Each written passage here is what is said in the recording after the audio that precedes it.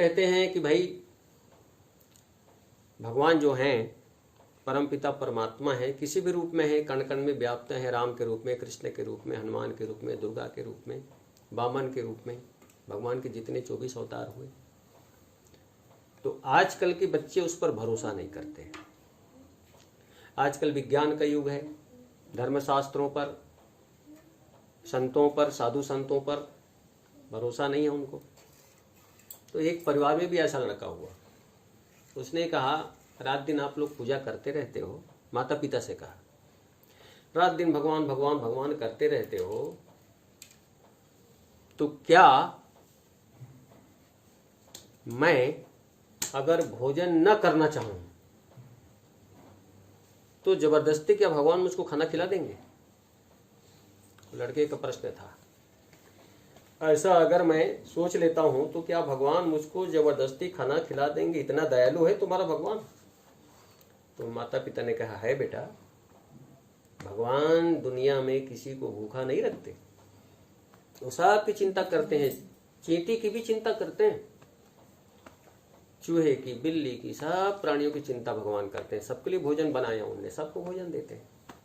अच्छा, तो वो बालक सोचे कि ठीक है, मैं बिल्कुल दृढ़ निश्चय करता हूं, प्रतिज्ञा कर लेता हूं कि मैं कभी भी खाना नहीं खाऊंगा। अब कैसे भगवान मुझको खिलाते हैं? अरे खिलाते हैं बेटा, मान जा भगवान के सामने, ऐसा तो जिद मत कर। नहीं ठीक है ना, मैं परीक्षा लेना चाहता हूं।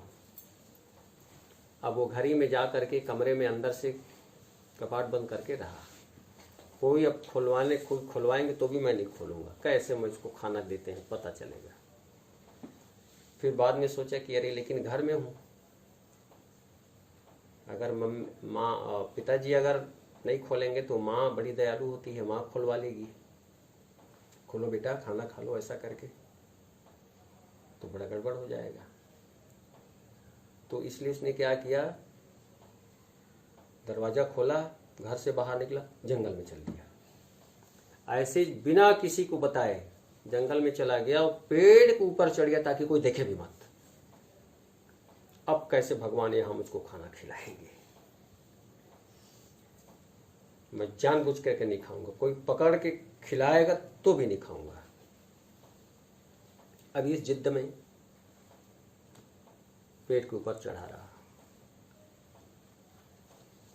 पूरा सुबह से लेकर के शाम रात होने को है।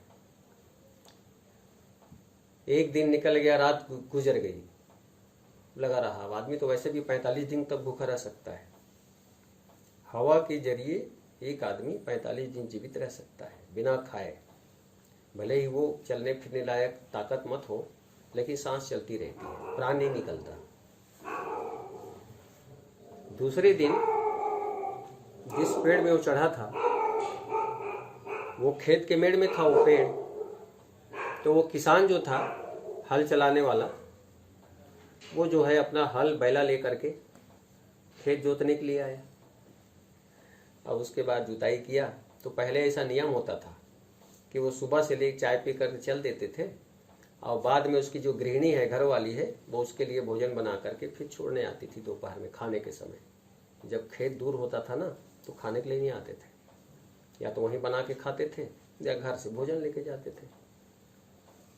तो उसकी गृहिणी आई भोजन लेकर के, वो हल चला ही रहे थे, और उसको बोल दिया कि खाना रख दिया हूँ पेड़ के नीचे छाया में, खा लेना। ऐसा बोलने के बाद वो चली आई। उस दिन काम में इतना मगन हो गया वो किसान हल चलाने में कि उसको खाना खाने का ख्याल ही नहीं आया। अब वो खाना उसी पेड़ के नीचे रखा था जिस पेड़ में वो लड़का चढ़ा था। अब वो देख जरूर रहा है कि यहाँ नीचे खाना रखा है, लेकिन मुझको तो खाना ही नहीं है ना, क्या करना है। भले एक दिन से भूखा है, लेकिन वो तो जिद कर रहा है कि खाने ही नहीं। गरम गरम खाना वहाँ रखा हुआ है। अंत में शाम हुआ, नागर बैला अपना खोला और वो किसान आ गया घर। याद ही नहीं रहा उसको कि पत्नी आकर के खाना रखी है। वो तो घर जाने से पता चला, अरे खाना खाया कि नहीं तुमने, कुछ बर्तन कैसे नहीं लाए? अरे मैं तो भूल ही गया। अब खाना रखा हुआ है, लेकिन वो इस जिद्द में है कि मुझको खाना खाना ही नहीं। रात हो गई, दूसरा रात, उस रात में क्या हुआ कि उसी गांव के कोई धनपति था, सेठ, उसके घर में चोरी करने के लिए 2 चोर आए रात में, दोपहर के रात में 12-1 बजे के बाद चोरी करके उन लोग रात में ही जो भी चुराए थे, सोना चांदी हीरे मोती पैसा जो भी होगा, उसको ले करके अब दोनों आपस में बांटेंगे करके रात में उसी जंगल में आए और उसी पेड़ के नीचे आए। संयोग देखो,